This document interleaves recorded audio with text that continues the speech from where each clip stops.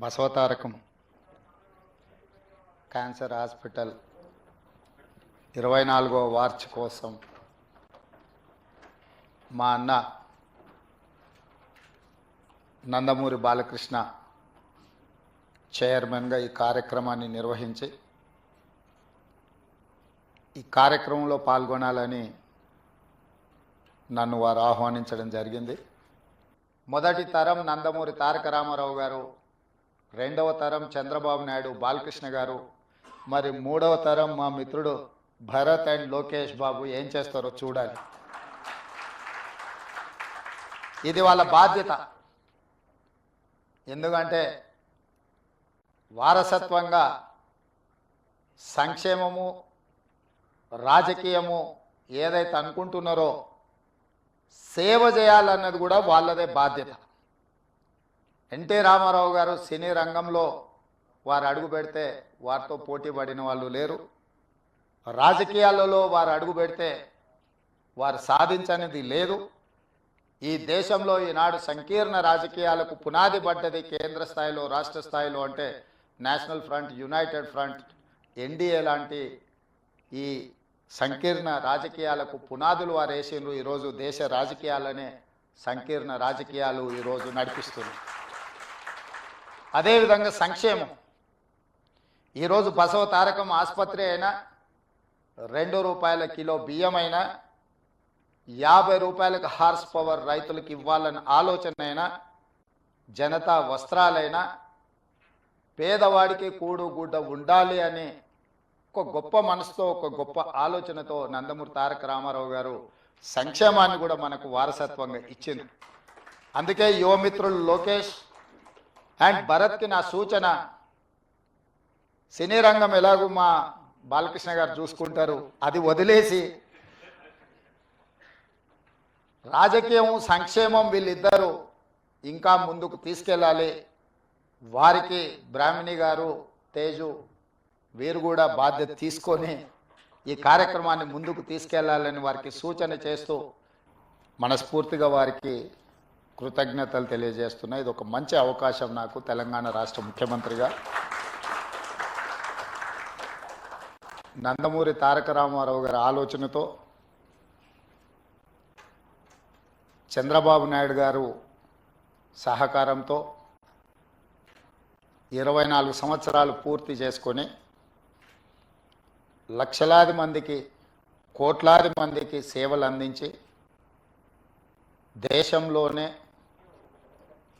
ఆదర్శంగా నిలబడే విధంగా తీర్చిదిద్దిన ఈ సంస్థ మీరు నిర్వహించే కార్యక్రమంలో పాల్గొనడం నాకు చాలా సంతోషాన్ని ఇచ్చింది. నాతో పాటు ఈ కార్యక్రమంలో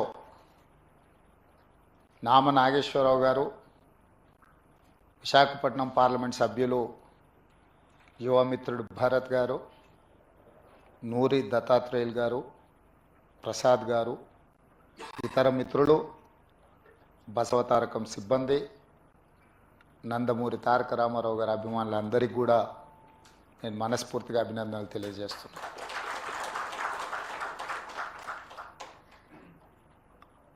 నందమూరి తారక రామారావు గారు తన కుటుంబంలో జరిగిన ఒక విషాదకరమైన సంఘటన, బసవతారకమ్మకు క్యాన్సర్ రావడం ద్వారా వారిని కోల్పోవడం, కుటుంబంలో మనకు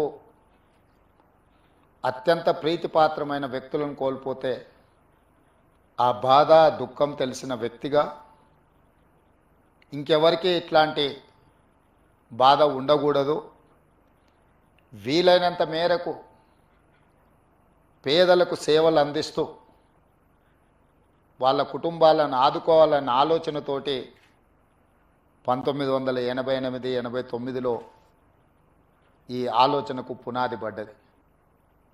ఆ ఆలోచన ముందుకు సాగకపోయినా 2000 సంవత్సరంలో నారా చంద్రబాబు నాయుడు గారు రెండవసారి ముఖ్యమంత్రిగా బాధ్యతలు చేపట్టిన తర్వాత ఆనాటి ప్రధానమంత్రి అటల్ బిహారీ వాజ్పేయి గారిని పిలిపించి ఈ సంస్థను ముందుకు తీసుకెళ్ళాలి, నందమూరి తారక రామారావు గారి యొక్క ఆలోచన సంక్షేమము అభివృద్ధి విధానాలను కొనసాగించాలని వారు పట్టుదలతో ఆనాటి దేశ ప్రధానమంత్రిని ఇక్కడికి రప్పించి ఈ యొక్క గొప్ప అద్భుతానికి పునాది రాయడం జరిగింది.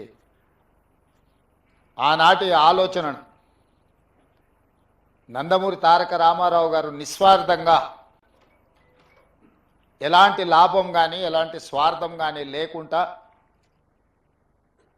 తెలుగు ప్రజలకే కాదు ఈ దేశంలో ఉండే ఎవరికైనా క్యాన్సర్ అంటే ఒక మహమ్మారి, అది ఒక మందు లేని జబ్బు. క్యాన్సర్ అంటే ఒక భయం ఉన్న సందర్భంలో లేదో దీన్ని నివారించవచ్చు, నిలువరించవచ్చు, నయం చేయొచ్చు అనే నమ్మకాన్ని కల్పించడానికి వారు ఒక నిర్ణయం తీసుకొని ఆ నిర్ణయాన్ని ముందుకు తీసుకెళ్తూ ఇవాళ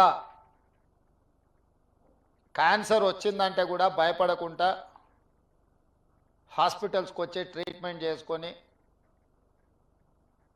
పూర్తిగా బాగు చేయించుకొని నవ్వుతూ బయటకు వెళ్ళే పరిస్థితుల్లో ఈరోజు ఈ తెలంగాణ రాష్ట్రంలో హైదరాబాద్ నగరంలో దేశంలో ఉండే వాళ్ళకి ఎంతోమందికి మేలు జరుగుతుంది అని అంటే ఆ రోజు వారు ఏ కళ అయితే కన్నాడో, ఏ విధంగా అయితే పేదలకు సహాయాన్ని అందించాలని వారు ఆలోచన చేసిండ్రో ఈరోజు అది అమలు జరుగుతుంది. తప్పకుండా స్వర్గంలో నందమూరి తారక రామారావు గారు మనల్ని అందరినీ ఆశీర్వదిస్తాడు. ఇక్కడ ఇందులో ప్రధానంగా ఇందులో భాగస్వామ్యం పంచుకొని ఈ నిర్వహణలో, ఈ నిర్మాణంలో ఆర్థిక సహాయాన్ని అందించడమే కాదు, ఇక్కడ సేవలు అందిస్తున్న సిబ్బందికి కూడా ఎప్పుడూ వారి ఆశీర్వాదం ఉంటుంది అని చెప్పి నేను బలంగా విశ్వసిస్తున్నాను, నమ్ముతున్నాను. అదేవిధంగా ఈ సంస్థకు సంబంధించిన లీజ్ విషయంలో కానీ ఇతర అనుమతుల విషయంలో కానీ వారు నా దృష్టికి తీసుకొచ్చినంబడే క్యాబినెట్లో పెట్టి తక్షణమే క్లియర్ చేసిన.